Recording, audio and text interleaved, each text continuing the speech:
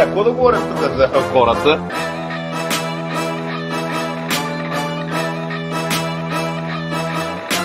Майка ми ще и бара, аз съм пълен психопат.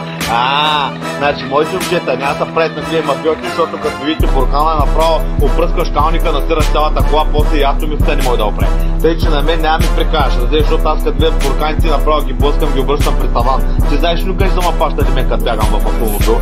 Знаеш, последния път ги приключих, си звъняли на смята и викали, брат, ние караме 160, точно изчезва от фаровете. Това нещо е, защото аз като карам крадена кола и като ма гоня 10 патрулки, карам без да натискам спирачката, дърпам ръчката, държа на копче сръчна, защото само тогава като те дърпаш не светват стоповете. Знаеш какво правя? Карам 200, гасем фаровете за по 20 секунди. Правя ги луди, различни се обръщат пред таван.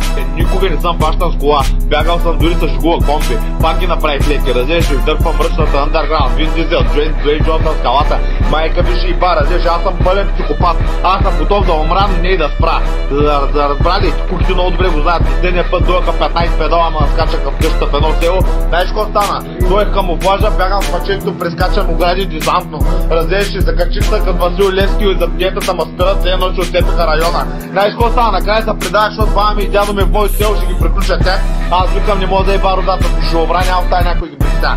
Върнах се, само лягам на земята и викам, Мария, предавам се, къде е мъчетко? Трипери му пистолета, викам, ей, джендър, идея, ще ма гръмнеш тук пред баба ми, ще се върна като призрак направо, ще ги те изнасиля, така ми триперят ръцете и правят, не мога да държи пистолета, майка ти ще и бай по кук, разеше, легнах предавка.